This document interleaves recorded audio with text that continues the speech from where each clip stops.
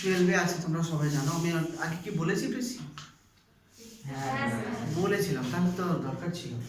তো যাই হোক, প্রেসি হচ্ছে তোমাদের যে প্যাসেজটা দেবে ক্লাস 12-এ, তো সেই প্যাসেজটাকে আলটিমেটলি সামারাইজ বলা উচিত হবে না, বাট প্রিসাইজ ওয়েতে ছোট করা বেসিক্যালি ইজ প্রেসি। তাহলে সামারাইজ ওয়ার্ডটা ইউজ করাটা সঠিক হবে না। তো precis is basically a precise form of the passage. Summarise আর প্রিসাইজ ফর্মের মধ্যে বেশ কিছু পার্থক্য আছে, যেগুলো হয়তো তোমাদের অতটা কি প্রয়োজন হবে কিনা জানি না, বাট মোটামুটি বলে দিচ্ছি যতটা দরকার। প্রেসি সাধারণত খুব ভালো স্টুডেন্টদের জন্য, those basically who have good knowledge of English, শুধুমাত্র তাদের জন্য প্রেসি।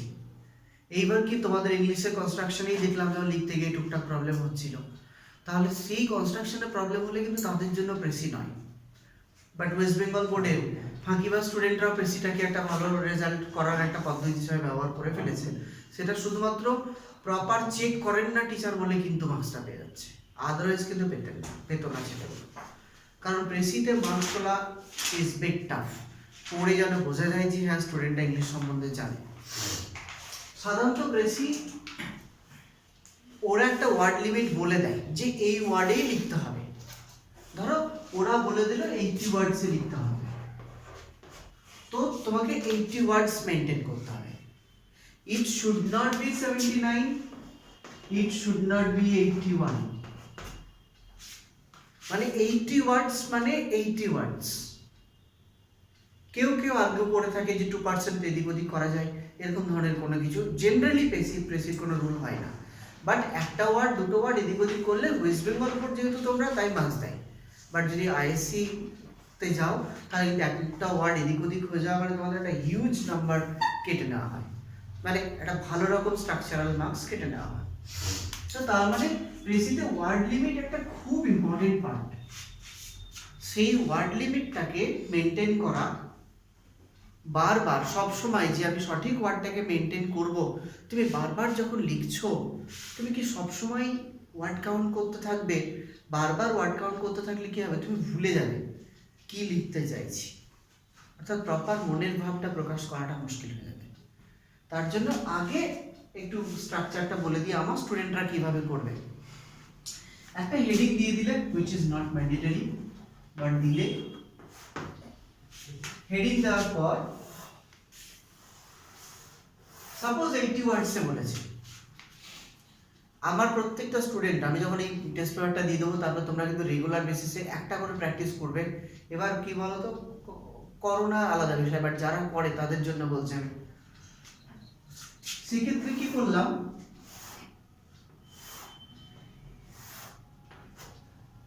ধরো আমার যদি 80 ওয়ার্ডসে বলে থাকে তাহলে আমি কি করবো, রো আর কলামে ভাগ করব।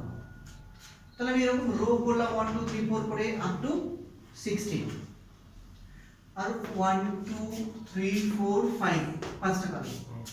তাহলে কি হয়ে গেল, তাহলে এই 16 পর্যন্ত যদি আমি দেখি 5 * 16 = 80, অর্থাৎ এই ওয়ার্ডটা হলো 80। অর্থাৎ প্রত্যেকটা ব্ল্যাঙ্কে, প্রত্যেকটা বক্সে আমি কি করব, একটা করে ওয়ার্ড লিখব। পেন্সিলে করে একটা বক্স, হালকা করে একটা বক্স রাখবো। And trust me, teacher will actually no, teacher will he or she will be pleased actually. সেক্ষেত্রে because he or she will know that you have already prepared for it, হলে এমনি লিখে দাওনি, তুমি বাড়ি থেকে প্রিপারেশন নিয়েছো প্রেসির জন্য। সেক্ষেত্রে কি হবে, প্রত্যেকটা মানে বক্সে একটা করে ওয়ার্ড আমি লিখব। তাহলে আমাকে ওয়ার্ডটা কাউন্ট করতেই হবে। যখন ধরো তুমি এখানে এসছো, সাপোজ এখানে এসে ফুল স্টপ পড়লো, তোমাকে ভাবতে হবে না যে আমি কত ওয়ার্ডে আছি, তার মানে আমার আর মাত্র 7টা ওয়ার্ড বাকি আছে। তুমি সাপোজ এখানে আছো, তাহলে তোমার মাত্র 13টা ওয়ার্ড বাকি আছে।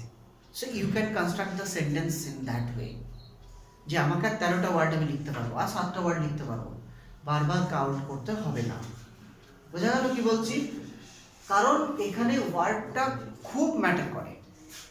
বাই চান্স ওরা 80 ওয়ার্ডস বললো বা 100 ওয়ার্ডস বললো, 100 ওয়ার্ডস বললে আমি * 20 করব। এইবার ওরা ওয়ার্ডস বললো না, ওরা একটা প্যাসেজের ওয়ার্ড বলে দিল যে এত ওয়ার্ডসে হচ্ছে, হয়তো 321 এর একটা প্যাসেজ বলে দিল, যে টোটাল প্যাসেজের ওয়ার্ড সংখ্যা 321। একটা না একটা ওরা বলে দেবে, হয় বলে দেবে যে 80 ওয়ার্ডসে করো বা 100 ওয়ার্ডসে করো, কিংবা টোটাল প্যাসেজটার মানে ওয়ার্ড সংখ্যাটা বলে দিল, তোমাকে গুনতে হবে না প্যাসেজের ওয়ার্ড, ওরা বলে দিল 321। তখন তুমি কি করবে, তুমি তখন ভাগ করবে ওটাকে ডিভাইডেড বাই কত, ডিভাইডেড বাই 3, তাহলে 3 দিয়ে ভাগ করলে এটা হয় 107। তাহলে আমি সেই মতো কি করলাম, আমি সেই মতো বক্সটা নিয়ে নিলাম, ঠিক আছে। তাহলে ওটা 20 ছিল, আমি 21 করে নিলাম, 22 এর মাত্র দুটো দাগ দিয়ে দিলাম, হয়ে গেল 107। তাহলে আমার 107টা টোটাল বক্স, প্রত্যেকটা বক্সে একটা করে ওয়ার্ড লিখবো। একটা কনফিউশন থাকে স্টুডেন্টদের মধ্যে কোনগুলো ওয়ার্ড আর কোনগুলো ওয়ার্ড নয়। বহু টিচার বলে থাকে আর্টিকেল ওয়ার্ড নয়, প্রিপোজিশন ওয়ার্ড নয়, এগুলো কাউন্ট করিস না। আমি এখানে আমি কিন্তু অনেক জায়গায় শুনেছি, সেটা কিন্তু সঠিক কথা নয়। প্রত্যেকটা আর্টিকেল, প্রত্যেকটা preposition is a word individually, বুঝলে। অনিকেত ইজ আ বয়, এটা কিন্তু একটা মানে এটা কিন্তু একটা মানে ওয়ার্ড। তাহলে আমি এটা এখানে একটা আলাদা করে লিখবো, ঠিক আছে। কোনো একটা নাম, যত বড়ই নাম হোক না কেন, সেটা একটা ওয়ার্ড হিসেবে ধরা হয়। আচ্ছা, তো এটা গেল মোটামুটি আমাদের ওয়ার্ডের জায়গাটা। কারণ কি কোনো ডাউট আছে ওয়ার্ডের ব্যাপারটা বুঝতে?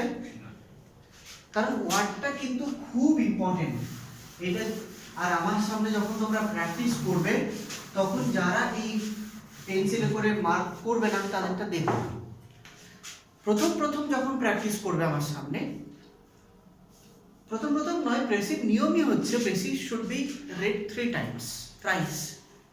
প্রেসিটার প্যাসেজটাকে 3 বার পড়তে হয়। 3 বার কেন পড়ে? ফার্স্ট টাইম যখন আমি পড়বো, I will just get an overview of the passage, প্যাসেজের একটা ওভারভিউ আমি পেয়ে যাব। Second time when I will read, that time I will understand the whole meaning of the passage, তখন কিন্তু প্যাসেজটা প্রপার মিনিংটা বুঝে যাব। And the third time when I will read, if there is any inner meaning that I will understand, কোনো deeper meaning যদি থাকে, তাহলে সেটা থার্ড টাইম পড়ার সময় বোঝা যায়। ব্রেন একবারে পড়ে এই বয়সে সবটা হয়তো ক্যাপচার করতে পারবে না, তার জন্য 3 বার প্রেসি পড়তে হয়। ওই কারণে আমি তোমাদের এইচএস এর জন্য বলবো precis should be your last option. কেন লাস্ট অপশন? কারণ তোমার সময় ম্যাটার আছে। মাধ্যমিকের মতন কিন্তু অত তাড়াতাড়ি তুমি শেষ করতে পারবে না, তোমার একেবারেই শেষ পর্যন্ত টাইম লাগবে। তুমি যখন লিখবে তখন দেখবে, আর সেক্ষেত্রে প্রেসিটা যখন তুমি 3 বার পড়বে, it will take a long time.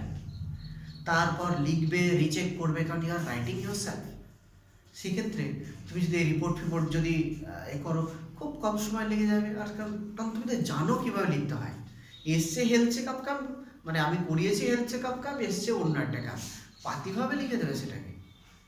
কারণ তোমাদের হল থেকে বেরিয়ে মনেই হবে না যে এই রাইটিং কমন আনকমন ছিল এরকম কিছু, একেবারেই হল থেকে বেরোবে মনে হবে একদম সুন্দর। তাই precis should be your last option, those who are basically mediocre student, and those who are very good student, those who think that yes, I'm 100% confident enough, he or she can do it, no problem. সেক্ষেত্রে প্রেসিটাকে যখন আমরা 3 বার পড়বো, প্রেসিটার নিয়ম হচ্ছে পড়ার পরে those which are important lines, সেগুলোকে একটু পেন্সিল করে মার্ক করবেই, otherwise you will forget the important lines. যখন 3 বার পড়ছো, ভালো করে একটু মার্ক করে নিলে। অ্যান্ড প্রেসির নিয়ম হচ্ছে তারপরে আমি প্যাসেজের আর লাইন কপি করব না, I will just write in my own words, বুঝতে পারছো? সেক্ষেত্রে কতগুলো ডুজ অ্যান্ড ডোন্টস আছে ছোটোখাটো, like you can't give your own opinion, নিজস্ব ওপিনিয়ন দিতে পারবে না, আন্ডারস্টুড? ওখানে যদি বলা থাকে করোনা ইজ কিউরেবল, তো corona is curable, corona is not curable, তো is not curable. You can't give your own opinion, I think it will be done like this now. বোঝা গেল আমি কি বলতে চাইছি? তো নিজস্ব ওপিনিয়ন দেওয়া যাবে না। 2 নম্বর হচ্ছে যদি ডাইরেক্টেও থাকে, ধরো আই দিয়ে আছে লেখা, ফার্স্ট পার্সনে লেখা আছে, তুমি কিন্তু ফার্স্ট পার্সনে লিখতে পারবে না, থার্ড পার্সনে লিখবে, হি সি। বুঝলে কি বললাম? ফার্স্ট পার্সনে লিখবো না। আর যদি কোথাও কোনো কোটেশন থাকে, ডাইরেক্ট দেওয়া থাকে, আমরা সেটাকে অবশ্যই ইনডাইরেক্টে লিখবো। We can't use any direct quotation. কোনো রকম কোটেশন ব্যবহার করতে পারবো না। এই তিনটে কিন্তু খুব স্ট্রিক্টলি ফলো করতে হবে। আমরা ওয়ার্ড ব্যবহার করব না, আই উই, কোটেশন ব্যবহার করব না, বইয়ের স্টেট কাট লাইন তুলতে পারবো না। এগুলো কিন্তু স্ট্রিক্টলি মেনটেন করতে হবে, বুঝতে পেরেছো? স্ট্রিক্টলি মেনটেন করতে হবে। এইবার তুমি যখন স্ট্রিক্টলি মেনটেন করছো, তুমি ধরো সেন্টেন্স লিখছো, তুমি ওয়েস্ট বেঙ্গল বোর্ডের স্টুডেন্ট, আমি ওয়েস্ট বেঙ্গল বোর্ডের স্টুডেন্টদেরকে ছোট করছি না, but maximum students of the West Bengal they do have problem in constructions only, and if they do have problem in constructions, ধরো সেন্টেন্সগুলোতে এই প্রথম সেন্টেন্সে একটা সামান্য কনস্ট্রাকশন একটু ভুল আছে দেখায়, এই সেন্টেন্সে সামান্য কনস্ট্রাকশন একটু ভুল আছে এখানে, তাহলে কি হবে? তোমাদের যদি ফরম্যাটেড 2 আর বডিতে থাকে 8, কিন্তু এই বডিটা যদি প্রপার না হয় তাহলে মার্কসটা একেবারেই শেষ হয়ে যায়। তো এখানে তোমার -1 হয়ে গেল, এখানে তোমার -1 হয়ে গেল, যে যে জায়গায় ভুল আছে সব জায়গাগুলোতে একটা একটা একটা করে নাম্বার কেটে যাবে। আলটিমেটলি তুমি দেখবে দারুণ লিখে এসেছি মনে হলো, পেলাম 4, তার বেশি আসবে না। গ্র্যাজুয়েশন লেভেলে তো এই 4 পেতে গেলে তোমাকে রীতিমতন মানে পরিশ্রম করতে হয়, বুঝতে পারছো কি বলতে চাইছি? 12 বলে আমি তোমাদের স্কুল লেভেল বলে ব্যাপারটা 4 ওয়ার্ডটাকে ইউজ করলাম, বোঝা গেল? অর্থাৎ এখানে কিন্তু শুধুমাত্র সামারি লিখে দিলাম আমার মতন করে, একটা পাতিভাবে হয় না। ওটা কি বলতে চাইছে সেটাকে খুব সুন্দরভাবে এক্সপ্রেস করতে হবে, প্রিসাইজ ওয়েতে, পুরো প্যাসেজটাকে যেন সঠিকভাবে আমি এক্সপ্লেন করতে পারি। যে যত ভালো এক্সপ্লেন করবে এই মার্কসটা তত, অর্থাৎ 8-এ 8 এই জায়গাটা অলমোস্ট ইম্পসিবল, আন্ডারস্টুড? কারণ তুমি এক ধরনের এক্সপ্লেন করবে, ও তার চেয়ে ভালো এক্সপ্লেন করতে পারে, তা তুমি 6 পেলে ও 7 পাবে, আন্ডারস্টুড? ব্যাপারটা আসবে এরকম করে। কিন্তু দুর্ভাগ্যের বিষয় ওয়েস্ট বেঙ্গল বোর্ডে কি হয়, তুমি খুব পাতি স্টুডেন্টরাও খুব সাধারণভাবে লিখে 6 পেয়ে যায়। এটা কিন্তু স্টুডেন্টটার ক্যালি নয়, এটা যে খাতা দেখছেন ওই ভদ্রলোক বা ভদ্র মহিলার ফল্ট। কীরকমভাবে খাতা দেখা হয় বা কীরকমভাবে করা হয়, স্টুডেন্টরা ওয়েস্ট বেঙ্গল বোর্ডের স্টুডেন্টরা এই প্রেসি লিখলো অথচ মার্কস পেয়ে গেল। এত কঠিন একটা জিনিস এত সুন্দরভাবে লিখতে হয় যেটাতে মার্কস পাওয়া লিটারেলি কঠিন, তাহলে সেখানে মার্কস কেন পেয়ে যাচ্ছে? এটা কিন্তু this is completely the fault of the teachers. টিচাররা যখন খাতা দেখে, আমিও যখন খাতা দেখি কি করি, কোয়েশ্চেনটা একবার পড়ে নিলাম, তারপরে একটা দুটো খাতা দেখার পর কি কোয়েশ্চেনটা মুখস্থ হয়ে যায়, আর খাতাটা কিন্তু আর কোয়েশ্চেনের দিকে কিন্তু তাকাতে হয় না, জাস্ট খাতাটাই দেখতে দেখতে চলে যায়, আর কোয়েশ্চেনটা তো পাশে পড়ে থাকে কিন্তু কোয়েশ্চেনের দিকে একবারের জন্যও তাকানোর প্রয়োজন হয় না। তাহলে তখন টিচার জানে এটা সঠিক আনসার না এটা ভুল আনসার, আর সেন্টেন্সের মধ্যে কোনো রকম মানে সেন্টেন্সটা রং কিনা দেখতে হবে। সেন্টেন্সে যদি কনস্ট্রাকশন ভুল থাকে তাহলে টিচারের চোখে সঙ্গে সঙ্গে পড়বে, ওই জন্য তোমাদের কনস্ট্রাকশনটা সঠিক হতে হয়। এইবার প্রেসি, টিচার তো একবার পড়েছেন প্যাসেজটাকে, বুঝতে পারছো? আর বেশিরভাগ স্টুডেন্টই তো প্রেসি অ্যাটেন্ড করলো না বা কিছু করেছে। তিনি কি করছেন, যখন প্রেসিটাকে দেখছেন তিনি কনস্ট্রাকশন দেখছেন, যে কনস্ট্রাকশনটা কেমন আছে আর সুন্দরভাবে ওটাকে ডিসক্রাইব করা আছে কিনা। কিছু চালাক স্টুডেন্ট তারা কি করে, তারা ওইটাকে একটু ভালো করে পড়ে, 2-3 বার করে পড়লো, ইম্পর্টেন্ট লাইন কোনগুলো সেগুলো বুঝলো, দিয়ে মোটামুটি ধরো 80 ওয়ার্ডস চেয়েছে, মোটামুটি 80 ওয়ার্ডসেই আন্ডারলাইন করে নিল, একটা পিওর 80 ওয়ার্ডস দেখে মোটামুটি 80-85 দেখে একটা আন্ডারলাইন করে নিল, দিয়ে কি করলো, ফার্স্ট লাইনটা একটু নিজে থেকে লিখে দিল, লাস্ট লাইনটা একটু নিজে থেকে লিখে দিল, মাঝখানের সমস্ত লাইন হুবহু ওখান থেকে তুলে দিল, একটা কিচ্ছু চেঞ্জ না, শুধু এই ডাইরেক্ট ইনডাইরেক্ট গুলো যদি দরকার পড়ে সেটুকু চেঞ্জ করে দিল।